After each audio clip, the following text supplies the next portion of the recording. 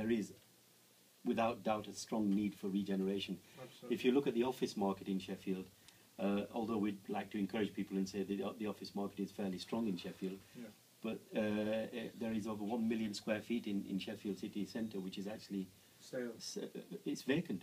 There's vacancy levels of over 1 million square feet, which is a fairly strong number. And when we're competing against cities like Manchester, Leeds, Birmingham, and for that matter Newcastle, because they're thriving, obviously. I mean, Leeds has just opened a brand new shopping centre, Yes. with over 130 odd shops in there. If you walk down our city centre, if you walk down the mall, we've got the markets are there, but everything else seems to be not happening.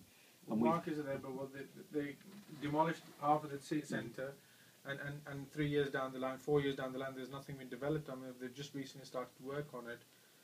Well, if you read the article in one of the newspapers this week, the local article, they were talking about Sheffield as wanting a city centre to be proud of. Okay. I mean, can you say you're proud of our city centre at the moment? No.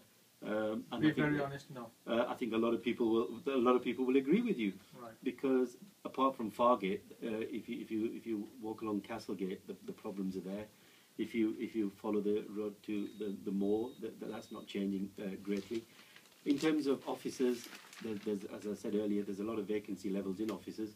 In terms of retail space, I think the issue of business rates comes in quite quickly, and if your business rates are almost half Hence of the... you're going to get people to leave. Well, small businesses are not going to be encouraged, are they? I think a lot of small businesses are actually struggling. Say, for instance, your rental level is £15,000 for a shop. Yeah. Your rates liability will be about 7,000 or 8,000. So if you add those two numbers up, it's quite a significant amount of money before you can actually start earning anything and buying stock. So clearly there is a need for some sort of initiative. One of my concerns has always been with the Sheffield City Council, people obviously, the councillors that are sat in the council, they don't help the cause, do they? You know, they don't encourage it, the policies. I mean, I've recently, London Road has developed quite a lot, and you see businesses, for example, food catering business, you know, they're wanting extra hours to develop their business, but the people who are sat on the top to give them that kind of permission and licenses are not helping the cause, and hence they get discouraged. I mean, clearly, I wouldn't say anything about the city council. That's their initiative. They have many initiatives.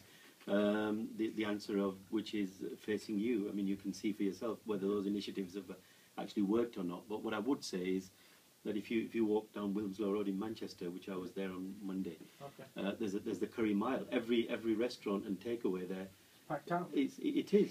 And if people want to run that sort of business and create that sort of environment, Yeah. Chinatown, various different places Yeah. you see in other parts of the country, then clearly Sheffield could take a lead from that. I mean, Ecclesall Road is a very popular spot Yeah. for restaurants, and in particular And sort they of stopped issuing licenses for that, so hence properties are empty up there. exactly. I mean, that's my view. If people are prepared to invest money in an area, They should encourage it. they should encourage it, because I think we're in a situation where we should be encouraging people to start businesses Okay. and stimulate the market, rather than saying, hang on, we can't have that and we can't have this, which is, in my opinion, rather draconian in thought. But that is purely my opinion. And if you look at the city centre, how many false starts have we had in the city centre of something is going to change? The developments in the city centre, which have been planned for the last 12, 15 years probably, that is still being talked about, and it's been toned down, and people have heard it so many times that they've stopped believing people when they say that the city centre of Sheffield is going to attract a huge amount of investment. In my opinion, it might well attract investment, but not to the levels that I think it should do. Fourth largest city, and